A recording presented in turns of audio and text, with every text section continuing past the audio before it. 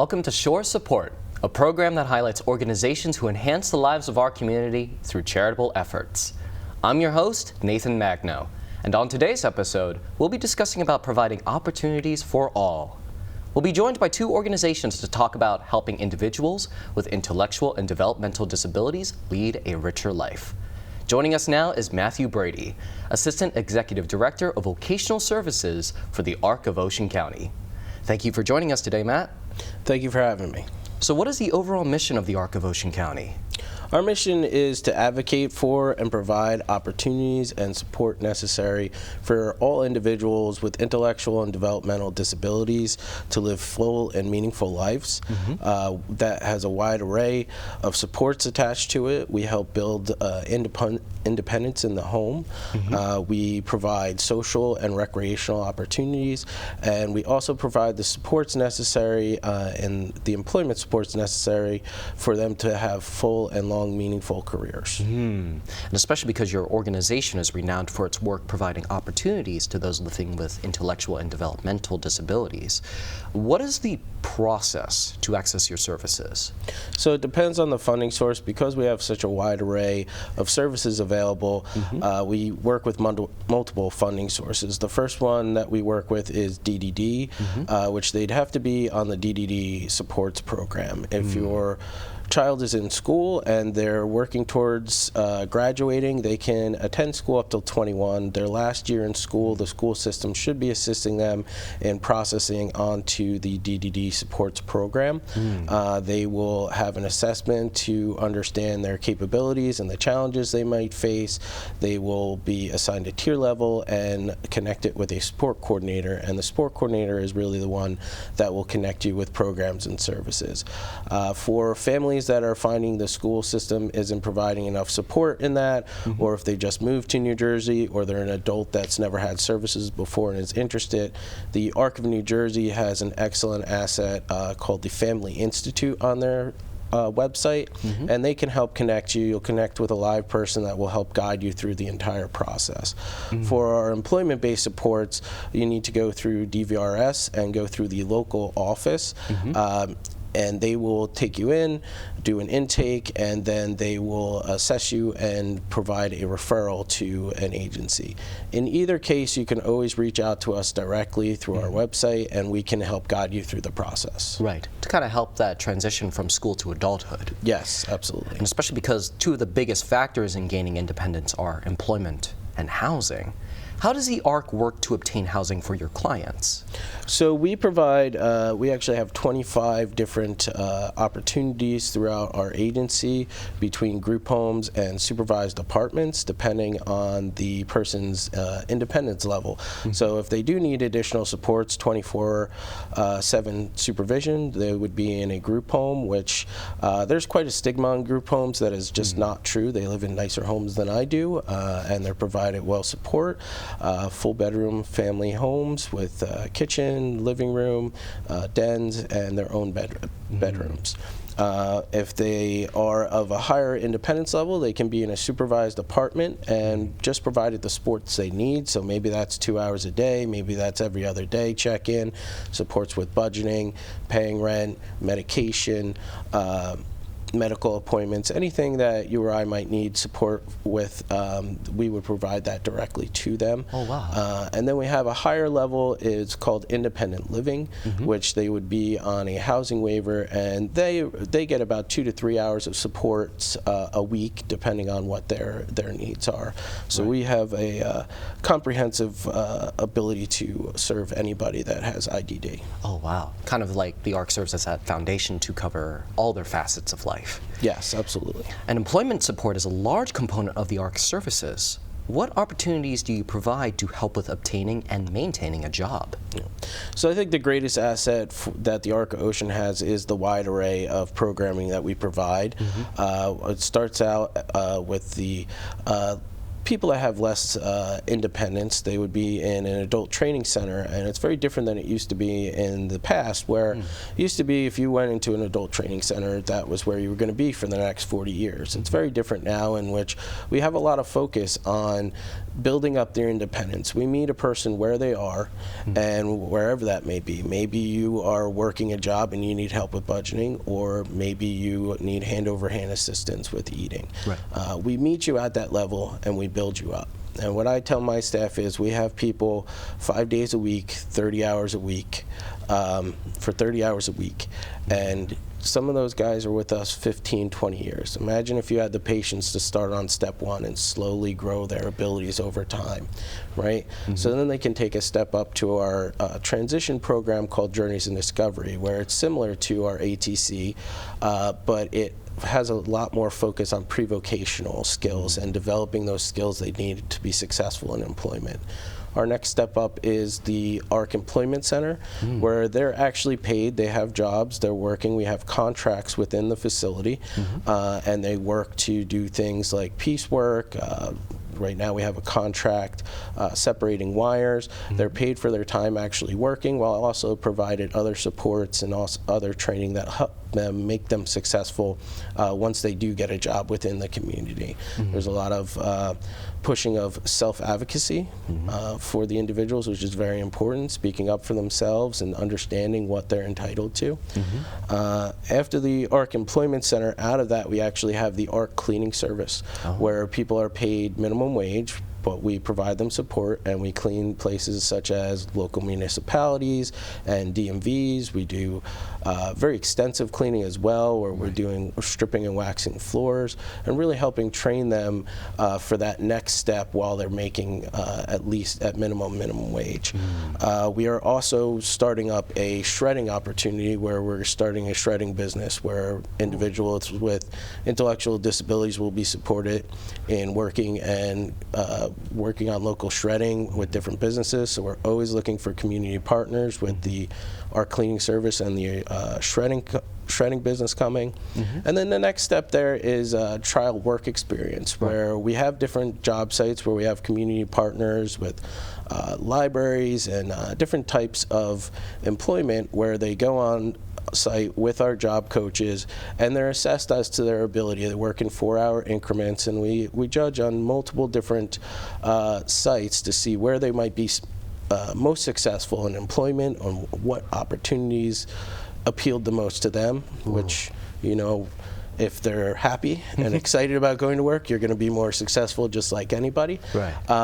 In that assessment, we might say, well, you still need some work on your independence, you still need some work on some of your skills, so maybe let's go to the ARC Employment Center, or we'll go to Journeys in Discovery and build up those skills. Right. Or we may say, hey, you are absolutely ready for work in the community. And at that point, you'd be in our supported employment program, where we provide training in how to get a job, including interview skills, resume building, and actually applying, which can be more and more difficult. You have to apply online for more and more jobs now, so we assist with all of that. What other areas does the ARC provide support in terms of like recreation?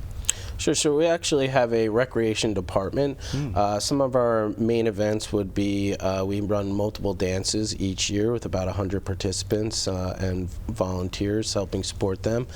It's absolutely incredible. When I first started at the ARC, that was within 2 weeks I went to a dance, and I sat at a table I was assigned, and I didn't see my guys that were at my table until the dinner was served. They were out there dancing and just having a blast, and it was amazing seeing how well they were socializing and how much excitement and enjoyment it put into their lives. We also have multiple bowling leagues throughout the county, and we have a Monster Fitness program which helps provide fitness and nutrition to our individuals.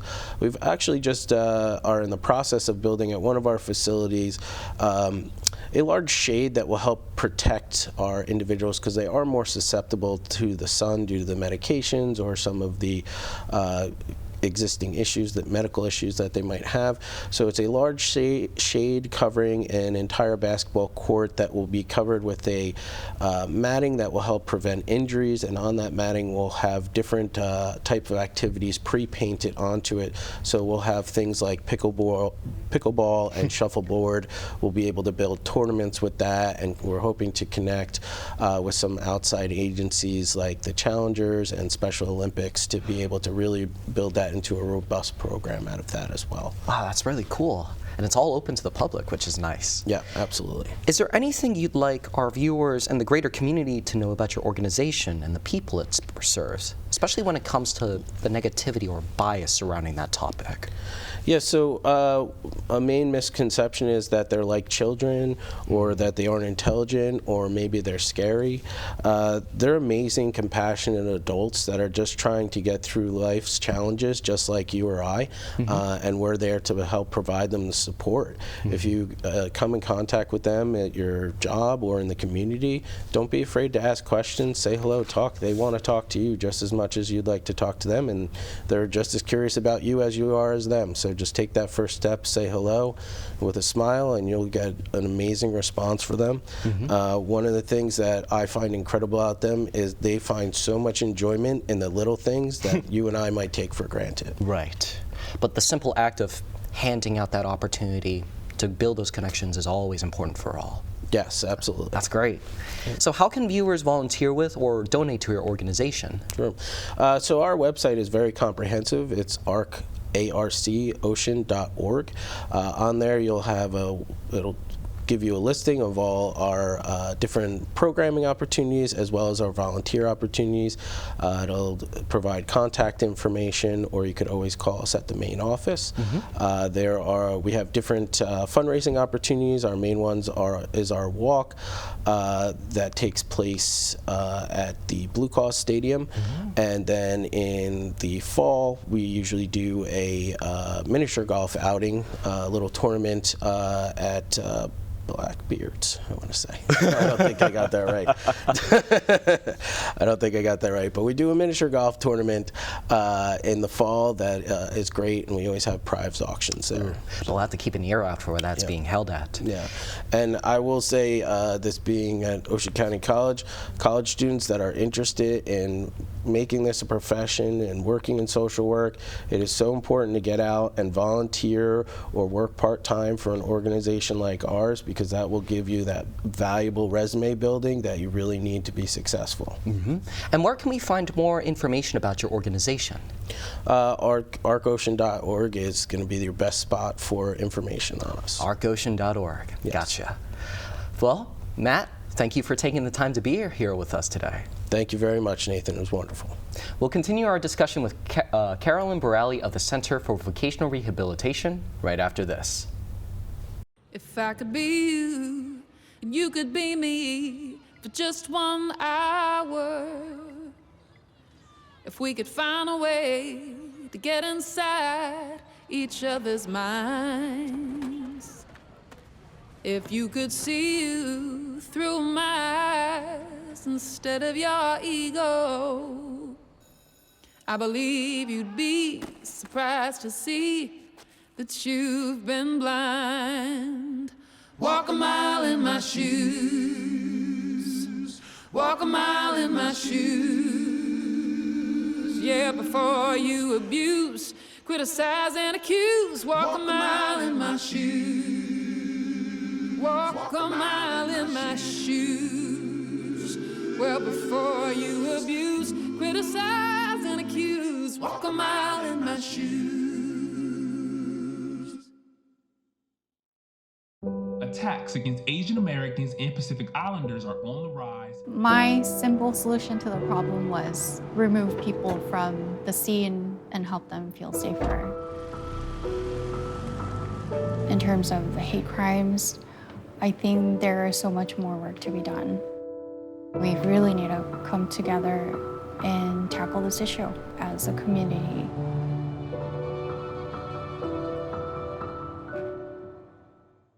A man looks at his tablet. Most hiring algorithms would scream you A out. woman walks through a parking garage. Some bosses couldn't see me as a leader. A man types on a computer. I've run this place for 20 years, but I still need to prove that I'm more than what you see on paper. The paper ceiling, noun, the invisible barrier that comes at every turn for workers without a bachelor's degree. A beautiful man. I've been running code as long as I've been able to reach a keyboard.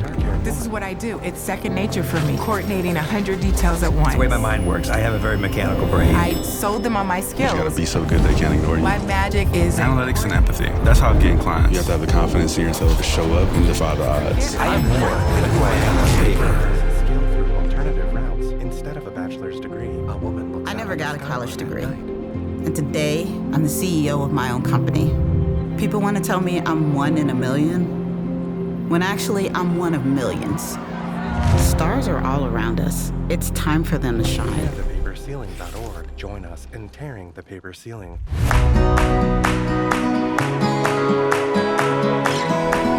Welcome back to Shore Support. I'm Nathan Magno, and with me now is Carolyn Borali, Employment Specialist for the Center for Vocational Rehabilitation. Thank you, Carolyn, for coming out today. Thank you for having me. So what is the overall mission of the Center for Vocational Rehabilitation? So CVR's mission is to promote social independence, quality of life, and maximum vocational potential for all people with special needs. Getting everyone out in the community, doing the best they can, becoming contributing members of their community independently. Right, right. And especially because a major factor in gaining independence starts with employment. What services are involved in your supported employment program? So in a supported employment program, we have employment specialists such as myself, otherwise known as a job coach, and we provide services from beginning to end, initially from job searching, where we teach individuals how to look for a job, interview skills, resume writing, cover letters, job applications, and then we follow through with interviews in person. If hired, we have on-the-job training where our employment specialists remain on the site until the person is comfortable and acclimated through training.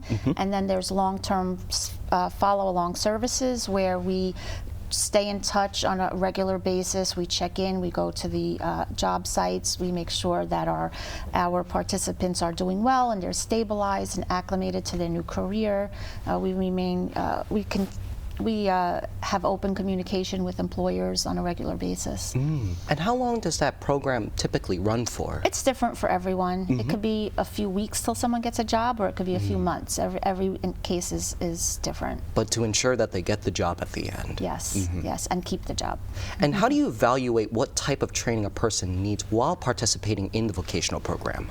Well, we get a lot of information from our funders, such as DVR and CBVI, which is the Commission for the Blind and Visually Impaired. They give us a lot of background information for our clients, such as their medical history, you know, any type of educational history that we need to know, and what type of disability they have. And then we do assessments. There's, you know, career assessments, see where their interests lie, see what their vocational goal is, and we do all different types of assessment. And also a key part of that is recognizing communication skills and any barriers that they might have when it comes to employment, whether it be a physical barrier or a communication barrier or a learning barrier. And we teach our clients how to recognize them and how to come through them and work through them and work with employers and other employees in a cohesive manner. Right. To recognize those barriers, to not look at them as weaknesses, but Right. instead as strengths. Exactly.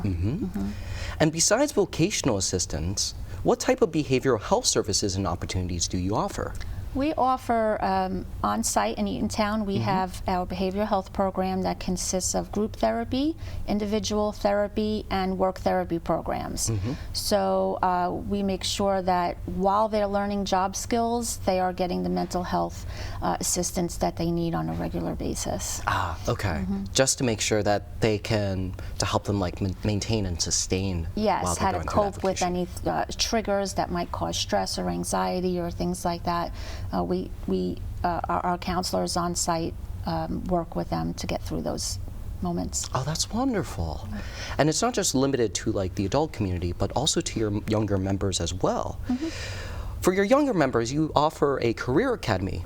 What happens at that career academy? So at the Career Academy, we have a program where students come in as part of their school curriculum daily. So they come from the school, they're bussed over, and we have all different types of career settings set up in the Career Academy.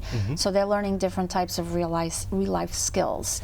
They can be doing clerical type of work or retail. Maybe there's a supermarket. You can learn stocking. You can fold clothes, data entry, all assembly. There's all different types of careers and tasks that they work through, and they're described in detail how it relates to a real world job. Right.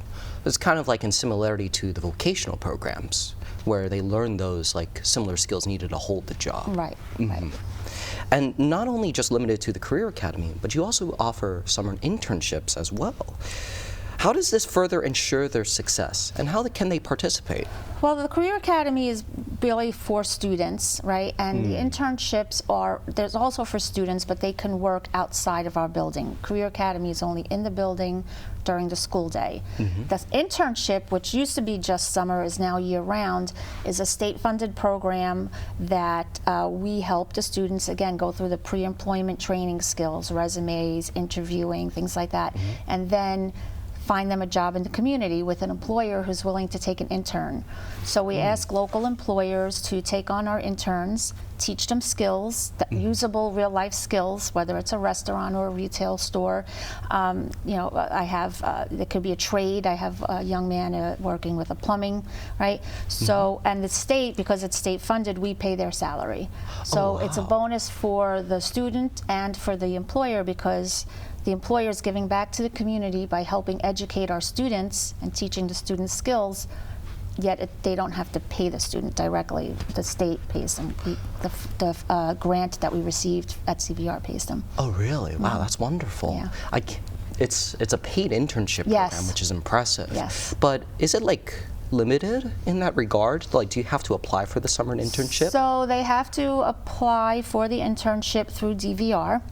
Okay, and then I go into the school. I work with the student on the pre-employment transitioning skills and all of those assessments, and then I help them find a job in the community. Now, the community position may not be what their ideal desired goal, vocational goal is, but it's experience. Right. So they're allowed to work.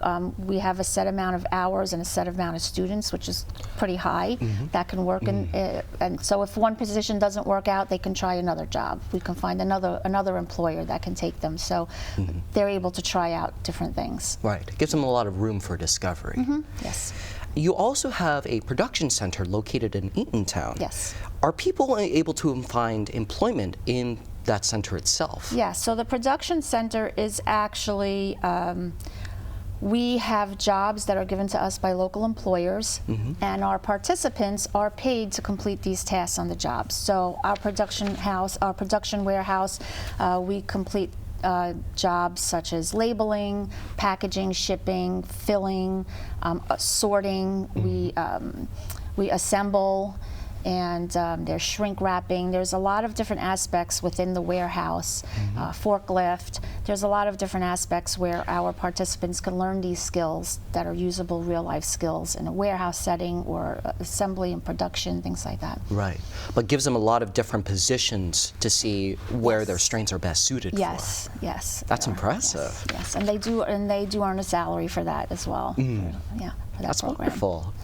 So how can viewers volunteer with or donate to your organization? Okay, so we have a website, and on the website you can find our phone number.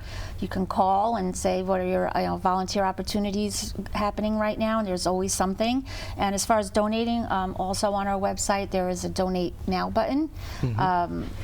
So you can click on that anytime, and you can make an online donation, a one-time donation, or you can go multiple times.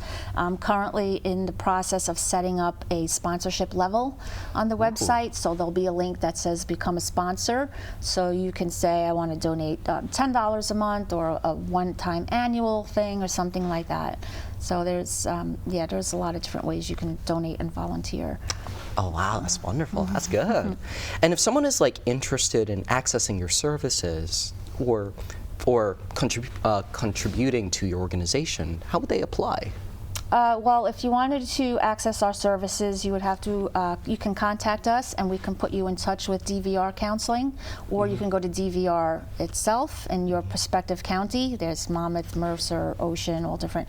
And you could go to DVR and they'll refer you to us, or you can just contact us and we can guide you to where you need to be. Okay, so through DVR or through direct contact? Yes. That's wonderful, Yes, gotcha. yes. And I know fundraising is like a crucial part of the community outreach. What kind of events can viewers get involved with this year? This June will be our 19th annual golf outing, so that's a big event at Jumping Brook Country Club where we have tons of golfers. So we do foursomes, and we get sponsors. So sponsors advertise their business. Other golf courses donate foursomes, and we auction them off. You know, so anyone who wants to advertise their business or support us in any way can make a donation to the golf outing. You could come play. It's open to the public. You can come play at the golf outing. And we also have the casino night, which is usually in October. And that's great community involvement because a lot of retail stores and business owners send us products to raffle off. So that's a great fundraiser as well. Oh, that's wonderful. That's good. And is there anything else that you want your viewers to know about the organization?